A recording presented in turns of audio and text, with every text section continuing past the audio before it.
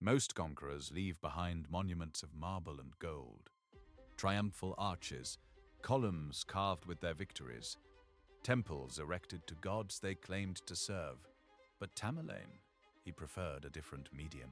Imagine standing before the gates of a fallen city.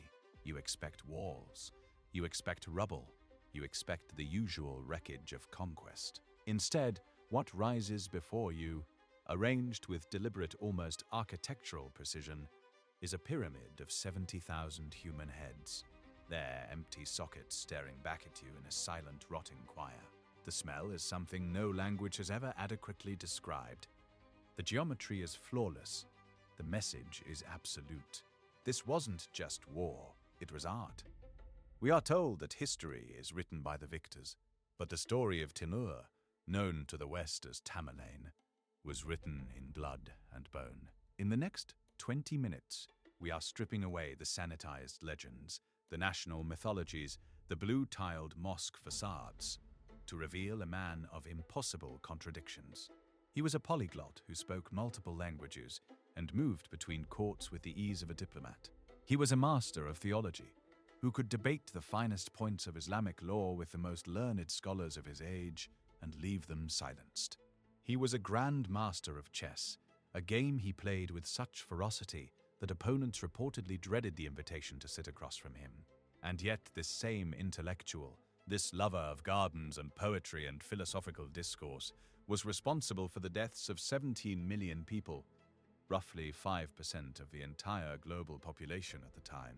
To put that number in a frame your mind can hold, the Black Death, one of the most catastrophic pandemics in human history, killed an estimated 30 to 60% of Europe's population. Tamerlane, with nothing but horses, steel, and psychological genius, erased a comparable share of humanity, not through plague, but through deliberate, organized administrative slaughter. Why did a man who loved beauty build a legacy of horror? To understand the sword of Islam, we have to look past the throne and into the calculating mind of a psychopath who discovered that terror is the most effective form of architecture. Like Vlad the Impaler or the first emperor of China, Tamerlane's path to the throne began in a world screaming with violence. Born in the 1330s near Samarkand, a city that sat at the crossroads of the known world, where the Silk Road's arteries pulsed with silver and silk and the rumors of distant kingdoms. He wasn't a prince of royal blood. He was, by the standards of his world, a nobody, a scavenger. He belonged to a minor Barlas clan, a Turkic Mongol tribal group with Mongol heritage, but little of Genghis Khan's prestige. The great Mongol Empire had already fractured by the time Timur was born. What remained was a patchwork of competing warlords, shifting loyalties, and perpetual low-level war, the kind of world where power wasn't inherited. It was taken. Legend says his nickname, Timur the Lame, Timur-i-Lang in Persian, which the West corrupted into Tamerlane, came from a botched sheep-stealing raid in his youth, where an arrow shattered his right leg and damaged his right hand. He walked with a pronounced limp for the rest of his life. His right arm had limited function.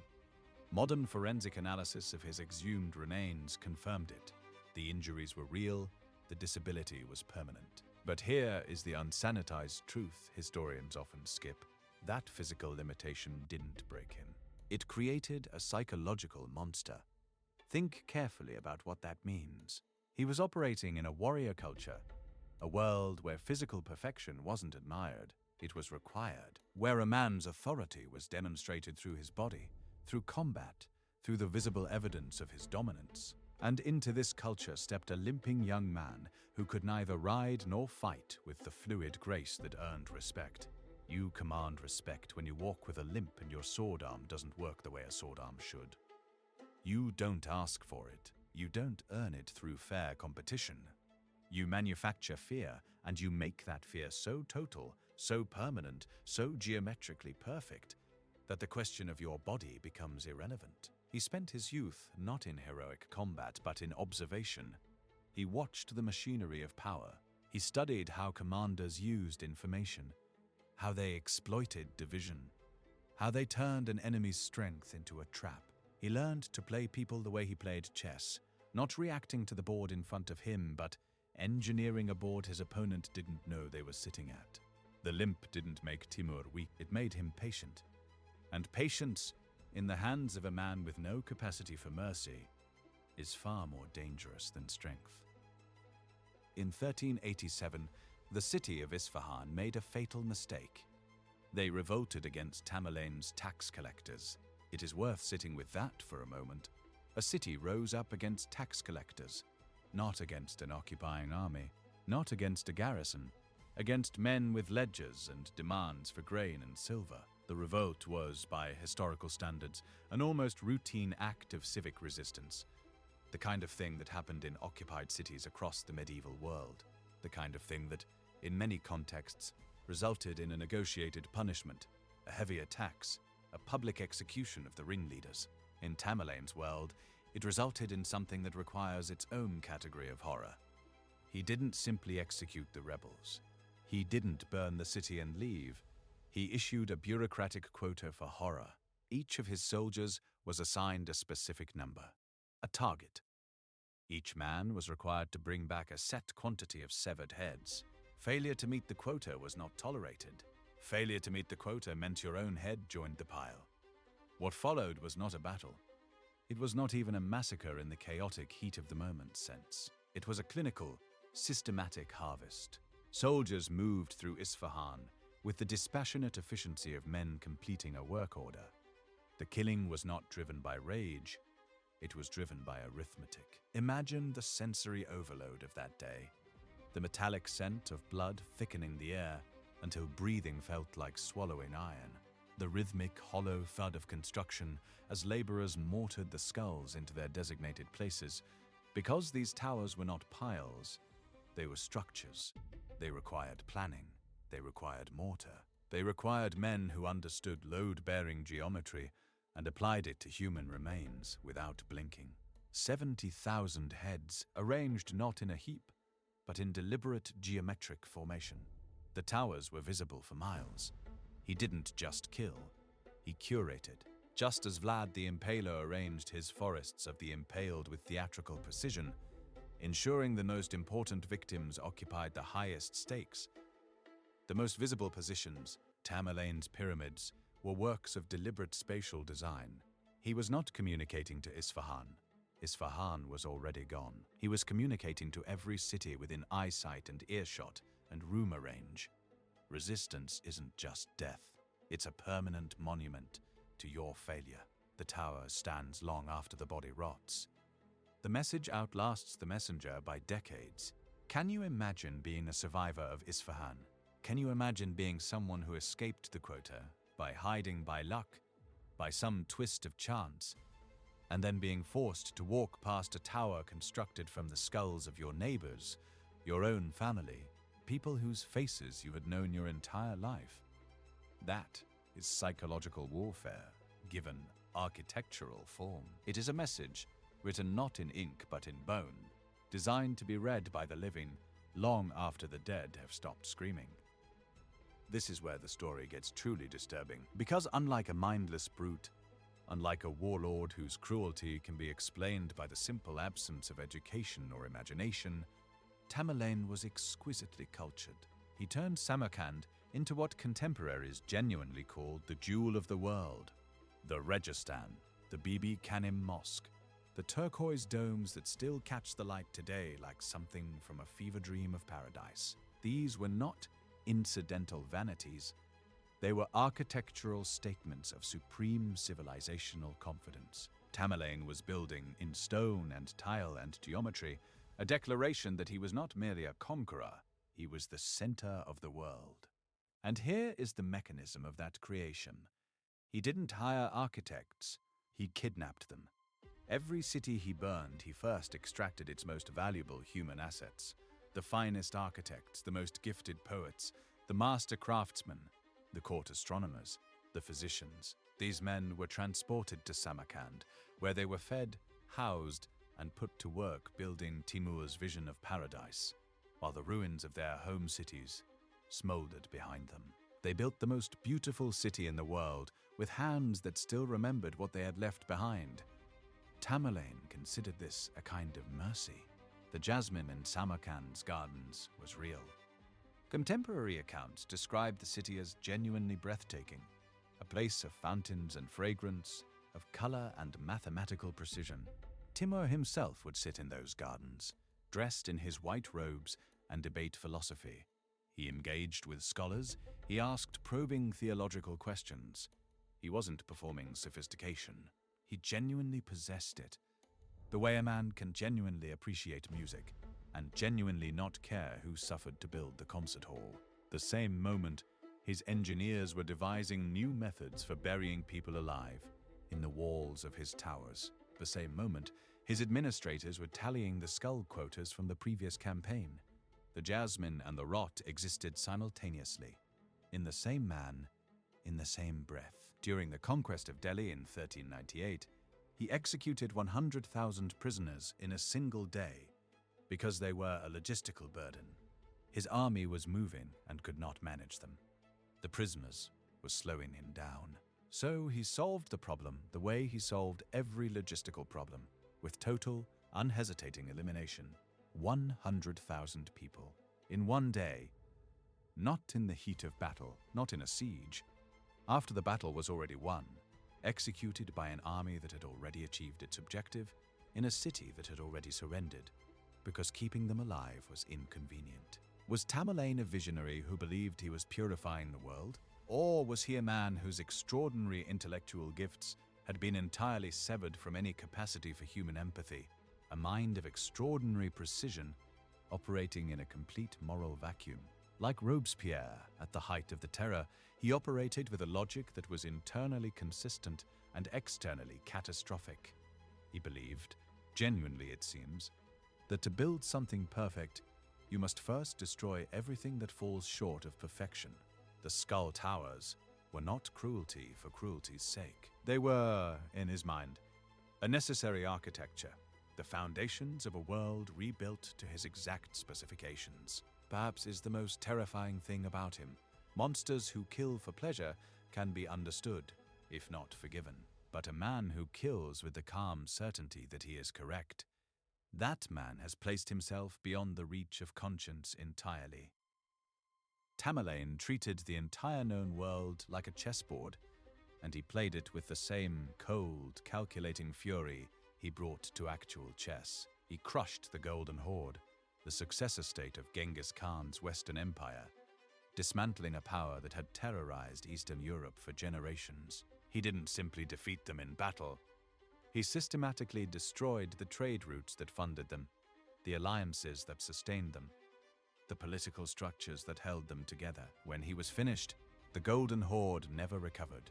Its collapse would eventually reshape the entire power map of Eastern Europe and Central Asia. He humbled Bayezid I, the Ottoman Sultan who had been expanding westward with terrifying momentum. A man who had crushed European crusading armies at Nicopolis and seemed to his contemporaries genuinely unstoppable. Tamerlane stopped him. The Battle of Ankara in 1402, he defeated Bayezid's forces so completely and with such surgical exploitation of internal Ottoman divisions that he captured the Sultan himself. And then, in a display of ceremonial humiliation that would echo through history, he reportedly kept Bayezid in an iron cage, parading him as a living trophy. Whether the cage was literal or a metaphorical description of captivity is debated by historians. What is not debated is the symbolism Tamerlane intended. I have taken the most powerful man in the Western Islamic world and made him furniture. He brought the Mamluks to their knees. He sacked Damascus. He took Baghdad not once but twice. And the second time, he was so thorough in his destruction that the city's ancient irrigation systems, the infrastructure of Mesopotamian civilization, stretching back thousands of years, were permanently broken. The canals that had fed the Tigris-Euphrates basin since before written history collapsed under Tamerlane's boots. Baghdad would not recover its former civilizational significance for centuries. An entire ecological and economic system, built across millennia, erased in a single campaign. But with each conquest, something shifted inside Timur. The pattern we see in other figures who accumulate truly unchecked power, in the first emperor of China, in Stalin, in any ruler whose dominance eventually outruns all external challenge, began to manifest with full force. The more he conquered, the less secure he felt. The horizon of threat kept moving outward. The paranoia grew. He began to see himself not simply as a king, not simply as a conqueror, but as the scourge of God. He believed, and made certain everyone around him also believed, on pain of death, that he was the divine instrument of cosmic correction, that every city he burned was not a crime, but a purification. The screaming was not suffering, but the sound of the world being set right. This is the logic of the true fanatic, the belief that your violence is not violence at all, but surgery. Anyone who questioned that framework was not simply an enemy. They were, by definition, an enemy of God. And God's enemies, in Tamerlane's theology, had forfeited every claim to mercy at the moment of their doubt. In 1405, the man who had spent 40 years trying to outrun death finally collapsed on the road to China. He was approximately 70 years old, traveling in winter, pushing his body and his army toward one final conquest. Because for a man like Tamerlane, there was no such thing as enough. There was only the next campaign, the next city, the next skull tower. He died at Otrar in what is now Kazakhstan. His body was carried back to Samarkand, embalmed with musk and rosewater, and interred in the mausoleum he had built for himself. The Gur-e-Amir, the tomb of the king. The building still stands. The turquoise dome still rises above Samarkand's skyline, like a dream of the world that Tamerlane believed he was building. It is, by any measure, beautiful. Inside the tomb, carved into the stone, were several inscriptions.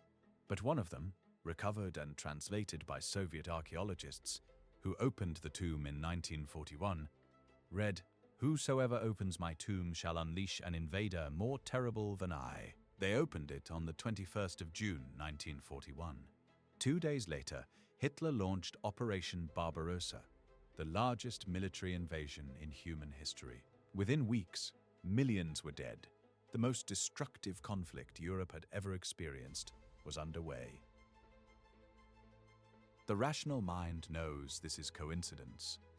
The timing is eerie, but the causal chain is non-existent.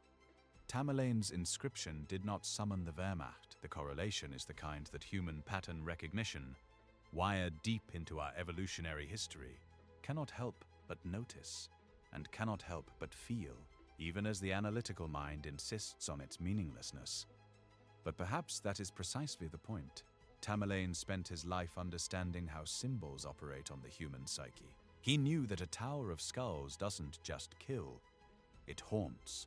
He knew that the message outlasts the messenger by centuries. Is it entirely impossible that a man of his calculated intelligence left that inscription knowing exactly what it would do to the minds of anyone who read it? That even from the grave he was engineering fear? The real horror of Tamerlane is not the 17 million dead. It is not the skull towers, or the buried alive, or the 100,000 executed in a single afternoon, because they were inconvenient.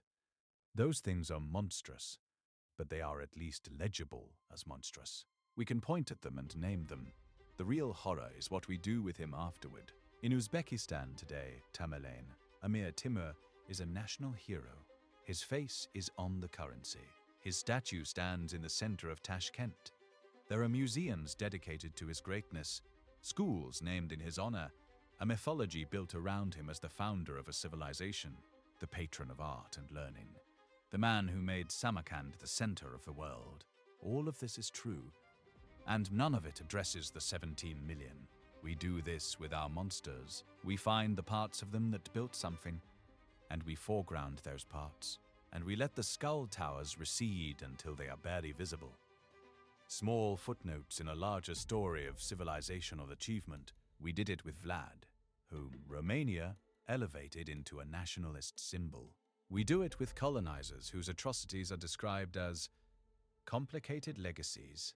We do it because the alternative, sitting with the full, unredacted truth of what a human being is capable of, is too destabilizing to sustain for very long.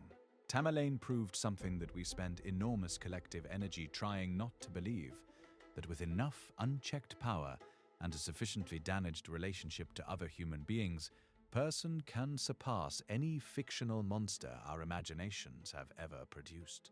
He showed us that fear is a more durable architectural material than stone, that the structures built from terror outlast the terror itself. That sometimes, when we look back at history honestly and without flinching, the devil wins, not metaphorically, not as a literary device, as a plain statement of historical fact. A man of extraordinary gifts used every one of them to build a world of maximum suffering, and then died in his bed on his own terms, on the road to his next campaign, believing he had done exactly what God required of him. Tamerlane was a man who built a throne of skulls and called it justice. He was a scholar who loved beauty and a tyrant who worshipped death. He debated theology by day and signed mass execution orders with the calm efficiency of a man completing paperwork. He kidnapped the world's finest artists to build a paradise that rested, foundation to dome, on a platform of bones. He remains a grim reminder of the most unsettling truth in the entire archive of human history, that intelligence does not produce conscience, that culture does not produce mercy, that the same mind capable of comprehending the finest points of Islamic jurisprudence, of appreciating the geometry of a perfect arch, of reading a chess position 15 moves ahead, that same mind is fully capable of issuing a skull quota and sleeping soundly. The most dangerous monsters don't have fangs, they have brilliant minds and the absolute will to use them.